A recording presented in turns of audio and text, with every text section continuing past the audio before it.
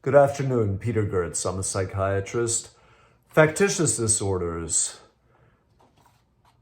they mean that someone intentionally produces or feigns signs or symptoms of some kind of physical or psychological problem with the sole purpose or sole intention of assuming the sick role.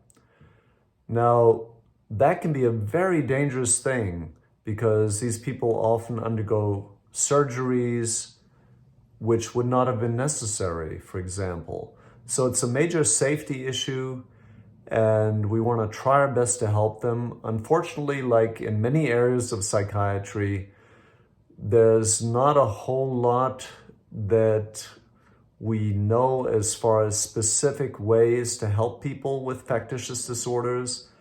And one major thing to realize is these people often lead to medical staff becoming quite annoyed, angry, feeling disempowered.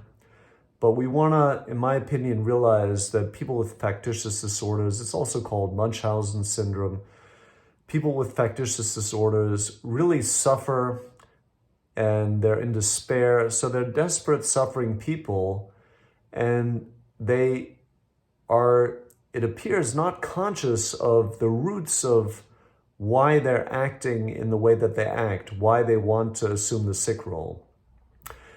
This is different from malingering. In malingering, there's another secondary gain, for example, to gain shelter or money. So in factitious disorders, the sole gain, if you want to put it that way, is to assume the sick role. And why this came up for me, it seems in medicine things tend to come in clusters. You know, if you work in an emergency room, one night you have quite a few strokes, the next night there may be more heart attacks. So for some reason I had not seen anyone with a factitious disorder for quite some time, and the issue had not even come up. But last week it came up twice.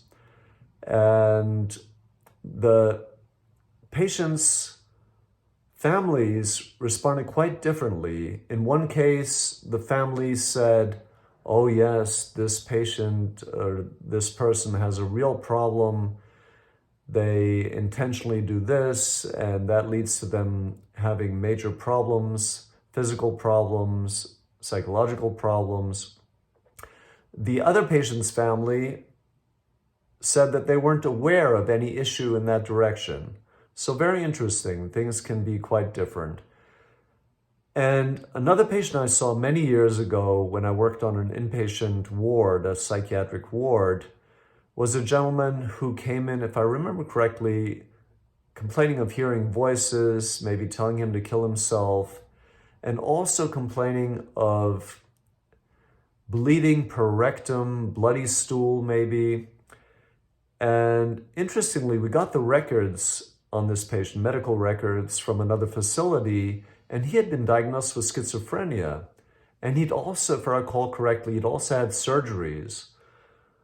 So he continued on the ward to complain of hearing voices. He complained of blood in his stool, but he would not put a specimen in a container. So that was maybe an alert to make us wonder about the diagnosis. Ultimately, I spoke with a family member, and the family member told me it's all feigned. The psychiatric part, the family member said he does not hear voices, he has no gastrointestinal issue, more than likely he's not bleeding per rectum. So I then spoke with the patient, and he ultimately admitted that he had just said that he was hearing voices, he was not actually hearing voices, and that he was not bleeding per rectum.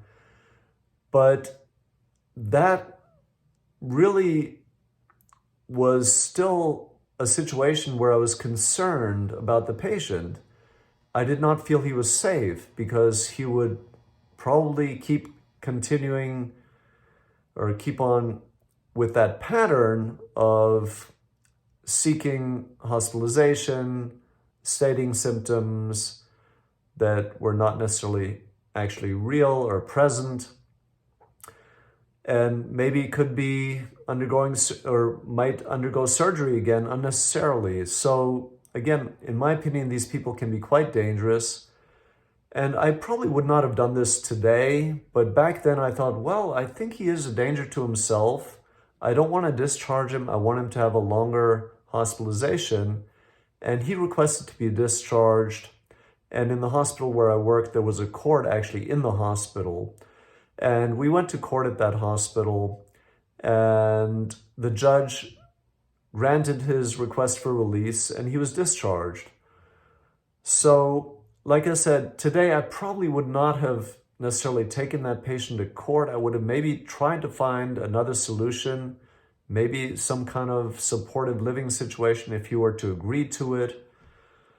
Because we could technically hospitalize someone with a factitious disorder, but I don't necessarily see something in these patients that we can easily treat in the short term. So there's no medication that I know of that would be quickly helpful for factitious disorder. And there's no psychotherapy necessarily that I know of that would be quickly helpful for a factitious disorder. So these people repeatedly present to hospitals, and they often have quite a bit of knowledge about the medical field.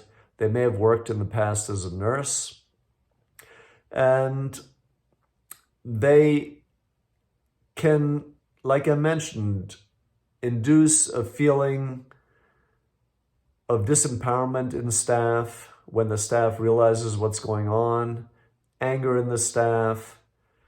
And we want to remind ourselves as staff members that these people are actually suffering, they're in despair, and that is their way of trying to cope.